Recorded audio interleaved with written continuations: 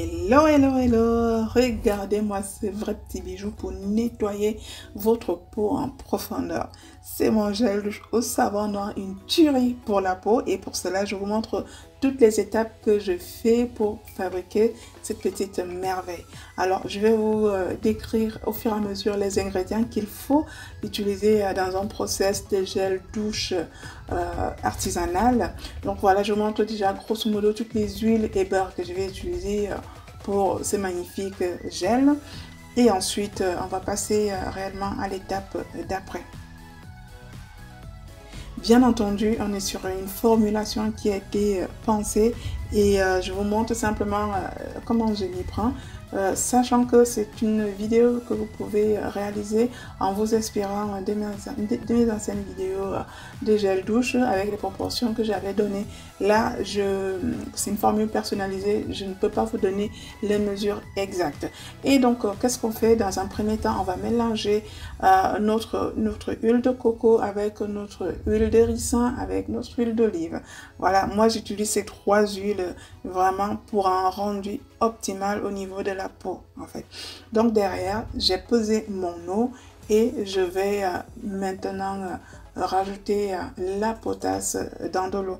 On vient toujours rajouter la potasse dans de l'eau et de préférence protégez-vous les mains, les yeux parce que c'est quand même une manipulation assez dangereuse qui peut avoir des accidents si des fois il y a des éclaboussures. Donc protégez-vous au max, mettez-vous des manches longues, des choses comme ça pour protéger la peau.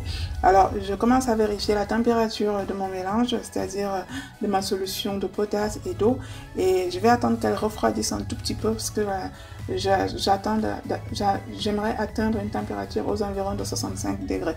En attendant que ça refroidisse, je viens mixer mes olives de façon à avoir une espèce de purée, une espèce de tapenade. Oh là là, je te jure, j'ai goûté, hein, c'est super bon. Rien que les olives mixées nature comme ça, oh là là, je prends juste une tranche de pain et je mange, tellement c'est super bon. Là, voici notre petite pâte d'olive et là qu'est-ce que je vais tout simplement faire? Je vais vraiment commencer à fabriquer mon savon et donc je viens verser ma solution de potasse dans mes huiles mes huiles et beurres qui ont fondu, enfin, surtout mes huiles. L'huile de coco, ça reste une huile, c'est pas un beurre. Et derrière, je viens rajouter ma purée d'olive et je vais commencer tout simplement à mélanger. Aussi simple que ça, c'est juste cette fabrication à chaud est une fabrication qui peut être un peu périlleuse sur le temps. Pour les personnes qui sont pressées, ça va être très long en fait. Et donc, il faut avoir de la patience, il faut prendre le temps de respecter les étapes parce que si vous cherchez à aller vite, ça va très mal se passer. La formulation à chaud est assez capricieuse, ça je peux vous le garantir. Déjà pour celles qui ont déjà testé des formulations à froid, il faut savoir que c'est assez galère, donc des fois il faut vraiment respecter les choses. Alors les formulations à chaud c'est un peu plus technique et vraiment respecter les températures, respecter les dosages, huile, beurre, enfin huile et solution de potasse pour faire votre saponification et le tour est joué. Là je viens commencer vraiment à mixer, à remuer en toute douceur en faisant attention de prendre la température au fil du temps. La température est très très importante parce que ça ne sert à rien de brûler votre préparation, sinon le savon il pourra pas être bien parce que déjà ça va tuer les propriétés des huiles et un savon cramé c'est un savon qui ne sert strictement à rien et du coup votre savon ne sera pas efficace et même au niveau visuel et du coup même au niveau de la texture ça peut virer au cauchemar. Donc prenez vraiment le temps de vérifier si vous réalisez que votre savon est en train d'être chauffé, il faut tout simplement arrêter l'enlever du feu pour faire refroidir. On reste toujours en dessous de 100 pour cuire en moyenne 2 heures et demie. Voilà, donc c'est comme je vous ai dit, c'est quelque chose qui est long, il faut tout le temps être à côté, vérifier en permanence les textures et remuer. Il ne s'agit que de ça et vous allez constater qu'au fur et à mesure, le visuel de votre savon va évoluer tout doucement. Donc l'épaisseur s'installe en fait, mon savon s'épaissit. Il faut savoir qu'un savon à chaud, enfin les savons avec une base de potasse ne seront jamais durs. Voilà, donc ils vont toujours rester mous.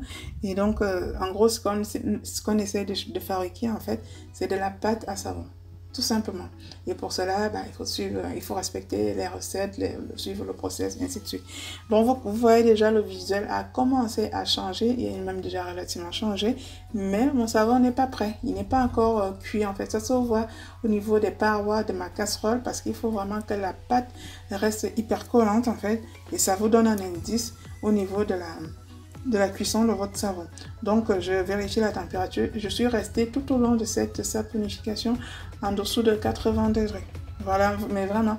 Alors ça peut monter jusqu'à 90, 100, ça passe.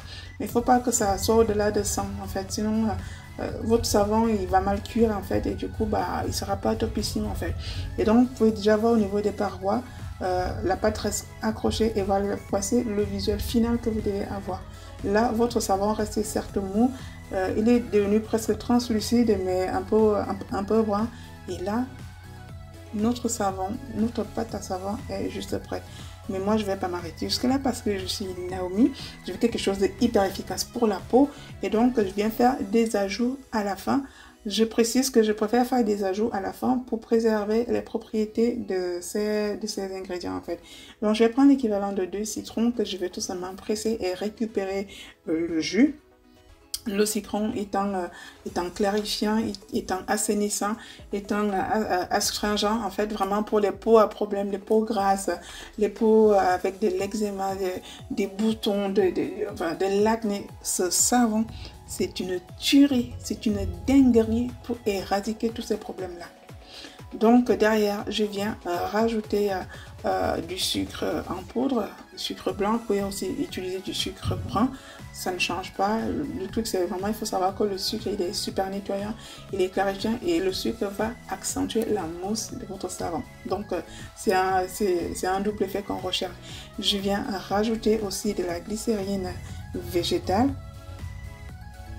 Parce que la glycérine, c'est en fait, quand on fabrique un savon, après la saponification,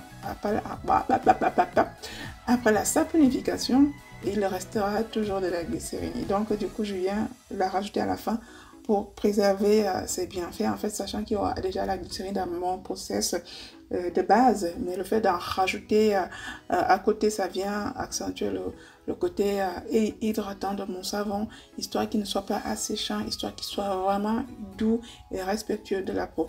Je bidouille tout ce mélange-là que j'ai dilué un tout petit peu avec de l'eau et je laisse encore cuire pendant une trentaine de minutes.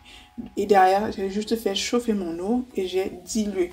Alors la dilution, il faut la faire au fur et à mesure pour obtenir l'épaisseur, la texture que vous voulez. Ne diluez pas tout de suite trop, sinon ça peut devenir très liquide et c'est impossible à rattraper parce que vous n'avez plus de pâte de savon. Faites en sorte que ce soit toujours un peu trop épais et rajoutez de l'eau au fur et à mesure, comme ça vous pouvez vraiment maîtriser la texture que vous souhaitez. Donc voilà, et là c'est le lendemain, je suis déjà in love, je vous assure. Donc la mousse au-dessus, moi je la récupère pour nettoyer mes ustensiles de labo parce qu'on ne va pas jeter tout ça, parce que ça reste du savon, même si c'est de la mousse, c'est du savon. Et donc moi j'utilise pour le nettoyage de mes marmites, de mes casseroles, de mes bols en fait. Et il est super nettoyant, je vous assure.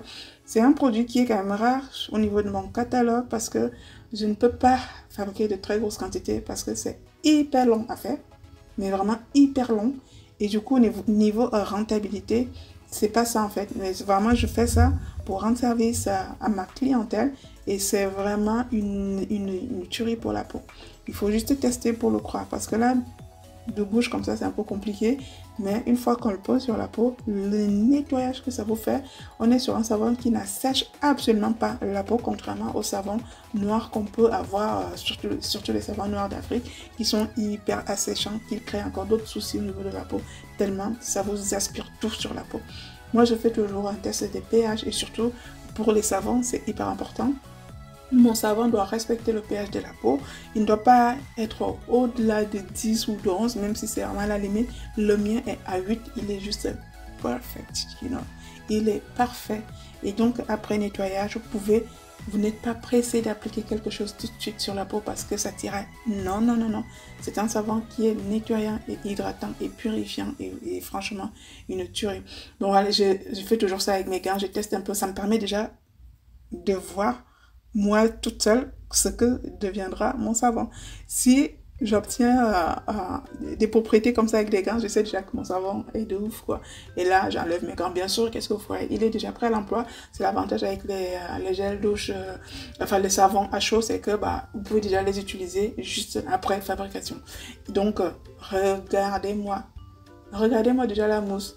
Alors, je précise que c'est pas la mousse qui nettoie, mais je sais que c'est assez psychologique chez la clientèle de façon globale, parce que la mousse, ça permet aussi de faire glisser, de frotter le savon sur le corps.